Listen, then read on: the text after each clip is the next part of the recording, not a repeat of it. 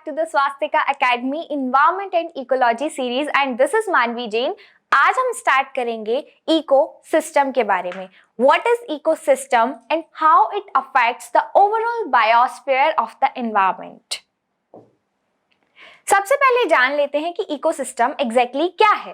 तो यहाँ पे इकोसिस्टम का मतलब होता है structural and functional unit of biosphere which consist of living beings and physical environment as they interact and exchange the materials between them।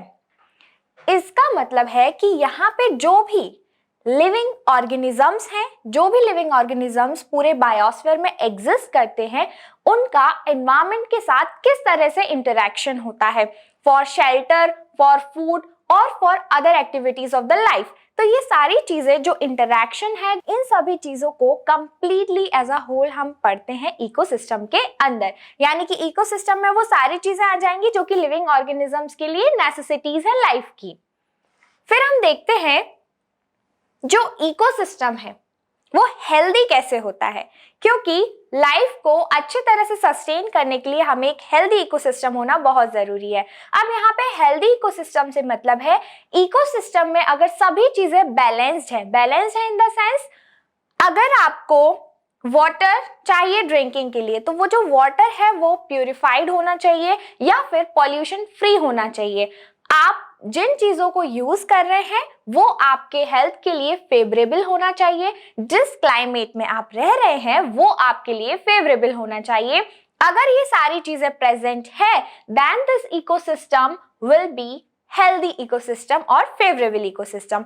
अब वो कैसे होगा, जैसे कि इस डायग्राम में आप देख सकते हैं, अगर कोई भी एनिमल या कोई फिश है या बैक्टीरिया है उसके लिए प्योर वाटर चाहिए, जैसे कि हम गंगा डॉल्फिन को देखें, वो रिवर डॉल्फिन है, तो अगर हम उसे ओशन में लेके जाएंगे या किसी सी में लेके जाएंगे ऑब्वियसली वो उसका फेवरेबल एनवायरनमेंट नहीं होगा और वो वहां पे सस्टेन नहीं कर पाएगी। तो उसके लिए जो फेवरेबल एनवायरनमेंट है वो प्रोवाइड करना ही एक हेल्दी इकोसिस्टम को बनाता है। फिर हम देखते हैं इकोसिस्टम की शुरुआत, यानी कि जो वर्ड इकोसिस्टम है वो दिया था आर्थर जॉर्ज टेंसले और एजी टेंसले ने वर्ड इकोसिस्टम सबसे पहले यूज किया और इन्हें ही इकोसिस्टम का फादर भी कहा जा सकता है क्योंकि ये वर्ड इन्होंने प्रोपाउंड किया। और कोई भी वर्ड तभी आता है जब हम उसके कंसेप्ट को समझते हैं। जब हमें वो कंसेप्ट समझ में आता है तो हमें लगता है ये एक ब्रॉड प्रोस्पेक्ट है, उसके लिए एक डिफरेंट वर्ड होना चाहिए जिसे हम वाइडली पढ़ सके और चीजों को कवर कर सके। फिर हम देखेंगे इकोसिस्टम जो है वो फिजिकल स्पेस के बेसिस पे किन पार्ट्स में डिवाइडेड है। तो यहाँ पे हम देखते हैं natural ecosystem and artificial ecosystem. अब नेचुरल का मतलब you all know that nature में जो चीजें नेचुरली ऑकर है, यानी कि कोई भी रिवर है वो ह्यूमन बीइंग ने नहीं बनाई है, तो रिवर जो है वो एक नेचुरल इकोसिस्टम हो गया। अब यहाँ पे हम देखते हैं नेचुरल में भी दो पार्ट्स होते हैं, टेरेस्ट्रियल और एक्वाटिक। टेरेस्ट्रियल का मतलब होता है ऑन लैंड, कहीं पे भी टेरेस्ट्रियल वर्ड यूज हो रहा है it means it's about earth और लैंड, ठीक है। फिर एक्वाटिक का मतलब होता है वाटर, एक्वा मींस वाटर। तो यहाँ पे टेरेस्ट्रियल इकोसिस्टम जो है उसके बेसिकली तीन पार्ट्स हैं, ग्रासलैंड, फॉरेस्ट एंड डेजर्ट।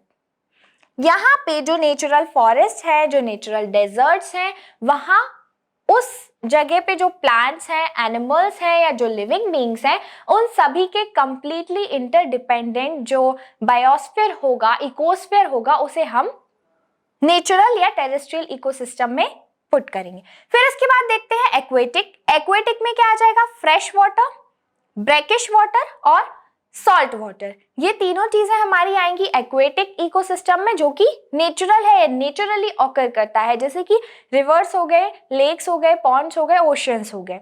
फिर हम देखते हैं यहाँ पे आर्टिफिशियल का मतलब मेड बाय ह्यूमन बीइंग्स।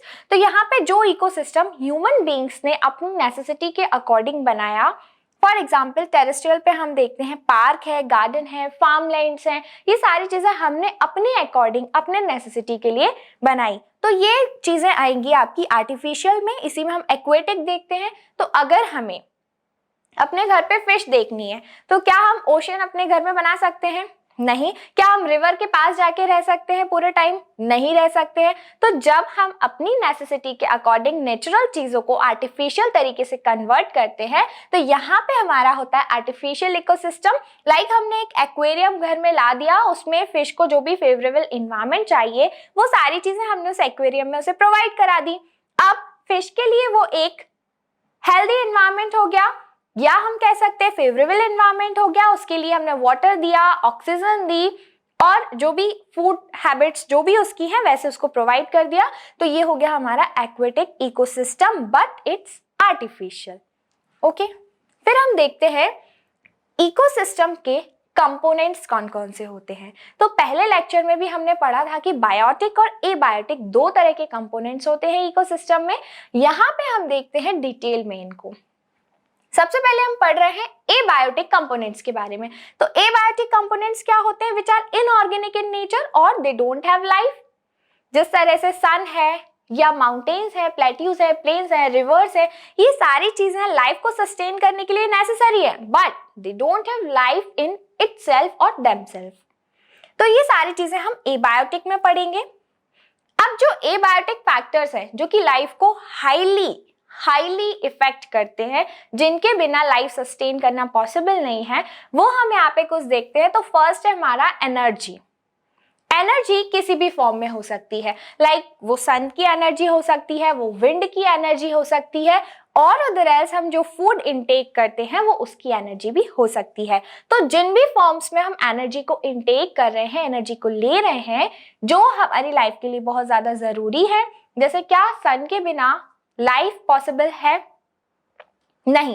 एक दिन धूप नहीं निकलेगी, 2 दिन नहीं निकलेगी, चलेगा, हमारे लिए चलेगा। लेकिन हम जिन चीजों पे डिपेंड है, फॉर एग्जाम्पल हम प्लांट्स पे डिपेंड है अपने फूड के लिए, तो क्या प्लांट्स बिना सन की एनर्जी के सस्टेन कर सकते हैं? नहीं कर सकते हैं। तो एनर्जी जो है वो एक नेसेसरी इनऑर्गेनिक कंपाउंड है, एबायोटिक फैक्टर है, जो कि हमारे इकोसिस्टम को बनाता है। फिर हम देखते हैं rainfall. Rainfall is also important because it is the greatest source of water on earth. तो rainfall सभी organisms के लिए water जरूरी है, तो वहां से हमें water मिलेगा। फिर हम देखते हैं टेम्परेचर। टेम्परेचर फेवरेबल क्लाइमेट को प्रोवाइड कराने में बहुत बड़ा फैक्टर होता है। फॉर एग्जाम्पल, अगर कोई भी लिविंग ऑर्गेनिज्म 40 डिग्री टेम्परेचर में सर्वाइव कर सकता है, तो क्या वही ऑर्गेनिज्म अगर हम उसे 0 डिग्री पर ले आए या एकदम फ्रीज्ड एटमॉस्फेयर हो जाए, तो क्या वो उस टेम्परेचर में सरवाइव कर पाएगा? नहीं कर पाएगा।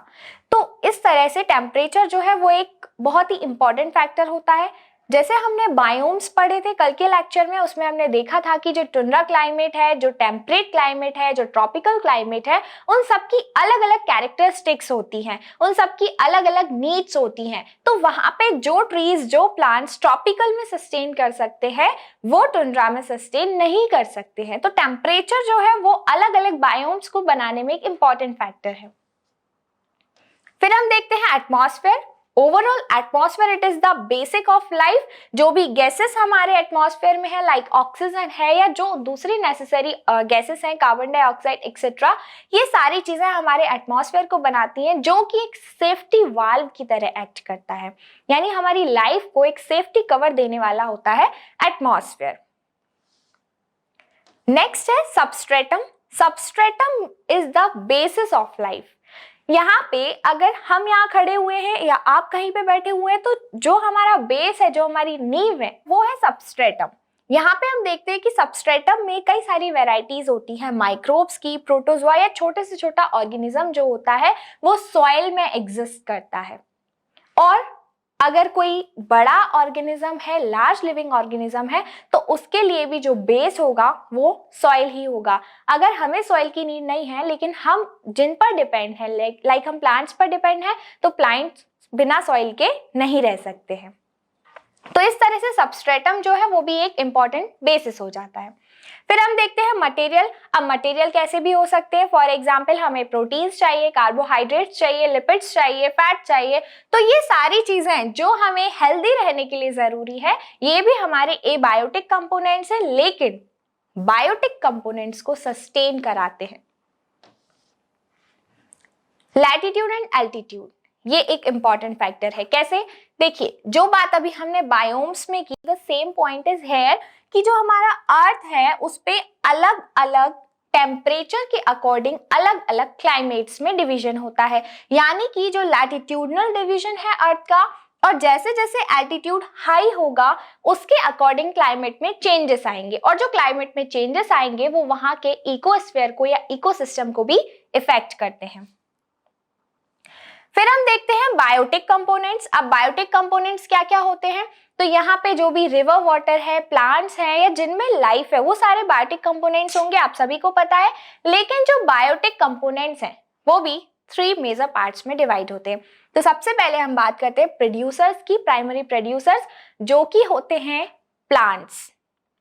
यहाँ पे प्रोड्यूसर्स जो होते हैं वो किसी भी और ऑर्गेनिजम्स पर फीड नहीं करते, लेकिन सन की एनर्जी या जो भी नेचुरल फैक्टर्स होते हैं लाइक वाटर है, एयर है, सनलाइट है, उनसे अपना भरण पोषण करते हैं और हम उन पे डिपेंड होते हैं। इट मीन्स अगर कोई प्लांट है वो क्या लेगा? सिर्फ कार्बन डाइऑक्साइड लेगा, ऑक्सीजन लेगा, वाटर लेगा, सनलाइट लेगा, बट दे प्रोड्यूस फूड जो हमें जरूरत है। यानी कि जो प्रोड्यूसर्स होते हैं वो खुद इंडिपेंडेंट होते हैं, लेकिन कंज्यूमर्स और डिकम्पोजर्स के लिए फूड प्रोवाइड करते हैं, प्रोड्यूस करते हैं। That's why we call them producers.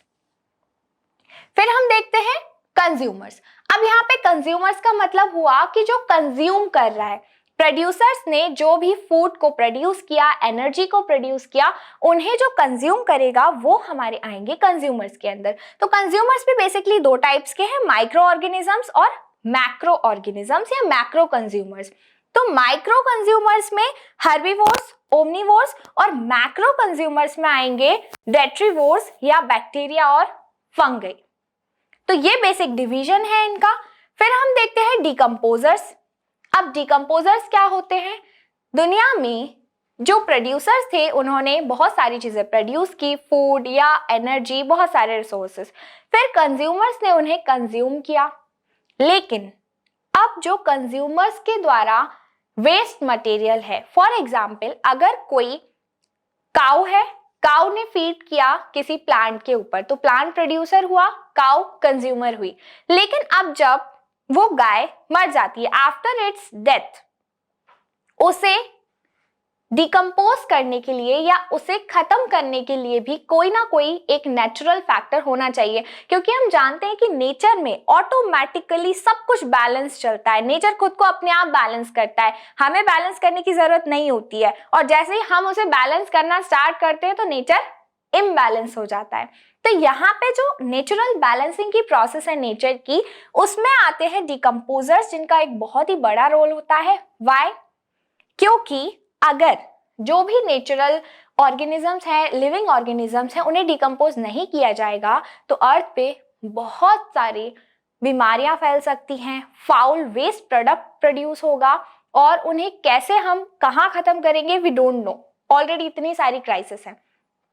तो उसी तरह से अगर कोई भी जैसे यहाँ पे आप इमेज में देख सकते हैं वर्म्स क्या करते हैं? छोटे छोटे माइक्रो ऑर्गेनिजम्स को डिकम्पोज करते हैं। फॉर एग्जाम्पल मिट्टी में छोटे छोटे से माइक्रो ऑर्गेनिजम्स होते हैं सॉइल में, तो वर्म्स क्या करते हैं? उन ऑर्गेनिजम्स को एज अ फूड प्रे करने के लिए, खाने के लिए मिट्टी में जाते हैं और उसे डिकम्पोज करते हैं। साथ ही साथ ये बहुत अच्छे भी होते हैं सॉइल के लिए। क्यों? क्योंकि जब ये मिट्टी के अंदर, सॉइल के अंदर जाते हैं तो जो सॉइल है उसको अपने आप ऊपर नीचे और काफी ज्यादा फर्टाइल बना देते हैं। तो यहाँ पे हम देखेंगे, ये तो छोटी सी बात हुई। फिर हम देखते हैं वल्चर की क्राइसिस बहुत ज्यादा चल रही है अभी इंडिया में, बाकी पूरे वर्ल्ड में। तो वल्चर क्या है? वल्चर भी एक बड़ा डिकम्पोजर है जो डेड बॉडीज हैं एनिमल्स की या लिविंग ऑर्गेनिजम्स की, उन्हें डिकम्पोज करने में हेल्प करती है। तो हर एक फैक्टर की अपनी एक इंपॉर्टेंस होती है। हम ये नहीं कह सकते कि प्रोड्यूसर प्रोड्यूस कर रहा है इसीलिए वो इंपॉर्टेंट है, कंज्यूमर कंज्यूम कर रहा है इसीलिए वो इंपॉर्टेंट है। नहीं, प्रोड्यूसर, कंज्यूमर, डिकम्पोजर, ये तीनों चीजों में बैलेंस होना बहुत जरूरी है। अगर इनमें से एक भी फैक्टर वीक होता है या उस पर इम्पैक्ट पड़ता है तो पूरी जो जियोलॉजिकल साइकिल है, इकोलॉजिकल साइकिल है, वो डिस्टर्ब हो जाएगी। फिर हम देखते हैं इकोटोन। अब इकोटोन क्या होता है? इकोटोन बेसिकली ट्रांजिशन जोन होता है जो दो तरह के, दो अलग अलग इकोसिस्टम के बीच में होता है। फॉर एग्जाम्पल हमने देखा था टेरेस्ट्रियल इकोसिस्टम और एक्वेटिक इकोसिस्टम। अब टेरेस्ट्रियल और एक्वेटिक के बीच में एक ट्रांजिशनल जोन होगा, डायरेक्टली टेरेस्ट्रियल से एक्वेटिक नहीं होता है, बीच में भी एक जोन होता है, तो उसे हम बोलते हैं इकोटोन। फॉर एग्जाम्पल यहाँ पे आप देखिए पूरा है लैंड सिस्टम, फिर यहाँ पे है एक्वेटिक सिस्टम, लेकिन लैंड और वाटर के बीच में जो ट्रांजिशनल जोन है वो है मार्शी लैंड, ठीक है, दलदली भूमि जिसे हम बोलते हैं। तो ये जो मार्शी लैंड है ये ट्रांजिशन का काम करेगा, दोनों के बीच में बैलेंसिंग का काम करेगा, उसे हम बोलते हैं इकोटोन। अब इसमें बहुत सारे एग्जाम्पल हो सकते हैं, जैसे कि हमने देखा था टंड्रा क्लाइमेट है, फिर टेम्परेट है, तो उन दोनों इकोसिस्टम के बीच में भी कोई एक ऐसा जोन होगा जो ट्रांजिशन का काम करेगा, जिसे हम कहेंगे इकोटोन। फिर हम देखते हैं कि इकोटोन जो है वो उसकी कैरेक्टरिस्टिक्स क्या क्या होती हैं। तो यहाँ पे आप देखेंगे they are narrow and quite wide, फिर they are intermediate to the ecosystem and has a zone of tension. अब दोनों के बीच का ट्रांजिशन जोन है तो इसमें दोनों की क्वालिटीज होंगी, यानी कि लैंड की क्वालिटीज भी होंगी, वाटर की भी होंगी। अगर वो मार्शी लैंड है तो दोनों की कैरेक्टरिस्टिक्स को इंटरमिंगल किया जाएगा वहां पे बीच में, यानी थोड़ी थोड़े कैरेक्टरिस्टिक्स दोनों के होंगे। फिर they are linear in nature and shows increase in species composition of one in future community. Next, ecotones contain some organisms which is entirely different from adjoining communities, क्योंकि ये एक मिक्सअप है, मिक्सचर वाला ecosystem है, तो यहाँ पे जो भी ऑर्गेनिज्म होंगे उनकी कैरेक्टरिस्टिक कुछ एकदम से डिफरेंट भी हो सकती है, जो कि लैंड पे भी नहीं मिलती है और वाटर में भी नहीं मिलती है। The species and population density of some species are much greater in zone effect called edge effect. Edge effect क्या होता है इसको डिटेल में हम नेक्स्ट टाइम पढ़ेंगे, एक अलग से वीडियो बनाकर। अभी आपको ये समझना है कि जो डेंसिटी है स्पीसीज की वो जोन इफेक्ट में काफी ज्यादा हो सकती है, यानी कि इकोटोन में काफी ज्यादा हो सकती है, जिसे हम एज इफेक्ट कहते हैं। और एज का मतलब आप समझ सकते हैं किसी भी चीज का किनारा, तो यानी कि ये ट्रांजिशनल बाउंड्री है लैंड और वाटर के बीच में। तो यहाँ पे जो एरिया है ट्रांजिशन जोन है, यहाँ पे कभी कभी ऑर्गेनिजम्स की डेंसिटी लैंड और वाटर दोनों से ज्यादा हो सकती है, यानी कि कोई भी दो इकोसिस्टम जिसके बीच में ट्रांजिशनल जोन है उसमें ऑर्गेनिज्म की डेंसिटी बाकी के दो इकोसिस्टम से ज्यादा हो सकती है। फिर हम देखते हैं निच। निच क्या होता है? तो यहाँ पे अभी तक हम पढ़ते आ रहे थे हैबिटेट के बारे में कि इकोसिस्टम में अलग अलग ऑर्गेनिजम्स किस तरह से रहते हैं, कैसा उनका हैबिटेट होता है। अब हम देखते हैं निच। तो हैबिटेट और निच में बेसिक डिफरेंस क्या होता है, इसमें बहुत ज्यादा कंफ्यूजन रहती है। तो यहाँ पे आप देखिए हैबिटेट मतलब किसी की भी रहने की पर्टिकुलर जगह, यानी कि ये जो अर्थ है वो भी हमारा हैबिटेट है, ठीक है। मैं यहाँ स्टूडियो में हूं तो ये मेरा हैबिटेट हो गया है। लेकिन निच का मतलब क्या है, थोड़ा सा डिफरेंस है कि यूनिक फंक्शनल रोल और place of species is an ecosystem is called niche. It plays the most important role in our ecosystem. समझने की कोशिश करेंगे। ये एग्जाम्पल के लिए एक ट्री है, ठीक है। तो सारे बर्ड्स का हैबिटेट ट्रीज में रहते हैं, तो ट्री एक हैबिटेट हो गया, ये एक वाइड अप्रोच हो गया।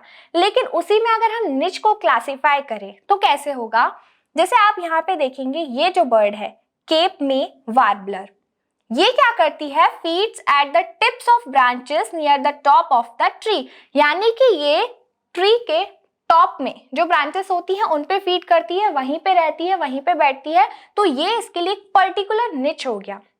ट्री पूरा हैबिटेट है लेकिन उसका निच क्या है, top of the tree. Okay, फिर नेक्स्ट हम यहाँ पे देख रहे हैं कि येलो रम्ड वार्बलर, ये जो है ये कहाँ पे, feeds in the lower part of the tree and the basis of the middle branches. तो इसका घर यहाँ पे है, ये टॉप ऑफ द ट्री पे नहीं जाती है, अंडर द ट्री या lower part of the tree में रहना चाहती है, तो ये इसका निच हो गया। और एग्जाम्पल के लिए आप देखें यहाँ पे सभी ने आउल को देखा होगा, तो आउल कहाँ पे रहता है, ट्री में रहता है, ठीक है। तो ट्री क्या हो गया, उसका हैबिटेट। लेकिन वो ट्री में पर्टिकुलर किस जगह पे रहना पसंद करता है, दैट इज इट्स निच। तो यहाँ पे आउल ने अगर ट्री के अंदर कोई बड़ा सा होल बना लिया और उसमें वो रह रहा है तो वो पर्टिकुलर उसका निच होगा, यानी कि हर एक लिविंग ऑर्गेनिजम्स का अपने फेवरेबल कंडीशन के अकॉर्डिंग अपना अपना एक निच होता है। ओके, तो उसे हम, अब वो कई सारे तरह का हो सकता है। फॉर एग्जाम्पल यहाँ पे देखिए हैबिटेट निच, हैबिटेट यानी कि जहाँ पे वो रह रहे हैं। जैसे अभी हमने समझा कि आउल होल करके रहता है ट्री में, या जो बर्ड है वो टॉप ऑफ द ट्री या बॉटम ऑफ द ट्री है, तो वो उसका हैबिटेट निच हो गया, यानी रहने की प्लेस के अकॉर्डिंग उसका निच डिसाइड हुआ। सेकेंड है फूड निच। फूड निच में क्या आएगा, किस तरह से कोई भी लिविंग ऑर्गेनिजम्स अपने फूड को लेता है। जैसे यहाँ पे आप इसमें देख सकते हैं, ये जो बर्ड्स हैं इन सभी की फूड हैबिट्स डिफरेंट हैं। कोई वाटर के अंदर से अपना फूड फाइंड कर रही है, कोई मिट्टी के अंदर से खोदकर। तो ये जो इनकी फूड हैबिट्स हैं, जिस तरह से ये अपने फेवरेबल तरीके से अपने फूड को ढूंढते हैं, ये उनका फूड निच हो गया। फिर रिप्रोडक्टिव निच। अब आप सबको पता है कि जो क्रोकोडाइल होता है वो अपने एग्स किस तरह से रखता है। नहीं भी पता है तो देख लीजिए, जो क्रोकोडाइल होता है वो जिस भी वाटर बॉडी में है वहां मिट्टी को खोदता है, उसके अंदर एक पूरा होल बनाता है, फिर उसके अंदर अपने एग्स को रखता है। तो उस तरह से वो उसका रिप्रोडक्टिव निच हो गया। हैबिटेट की बात करें तो वो पूरी वाटर बॉडी उसकी हैबिटेट है, लेकिन निच की बात करेंगे तो पर्टिकुलर वो प्लेस या उसका फेवरेबल कंडीशन। ठीक है, उसी तरह से फिजिकल केमिकल निच भी होते हैं कि जिस टेम्परेचर में, जिस क्लाइमेट में वो रहना चाहते हैं। यहाँ पे आप और इजीली समझ सकते हैं प्रीवियस डायग्राम को कि येलो बर्ड इनहैबिट्स, यानी कि टॉप ऑफ द ट्री पे रह रहा है, मिडिल ऑफ द ट्री पे रह रही है, या फिर बॉटम ऑफ द ट्री में, यानी जो भी ऑर्गेनिज्म जिस जगह पे पर्टिकुलर अपना शेल्टर ढूंढता है उस तरह से हम उसे निचेस में डिवाइड करते हैं। सो आज के वीडियो में बस इतना ही। नेक्स्ट लेक्चर में हम समझेंगे बायोम्स को। Thank you so much friend.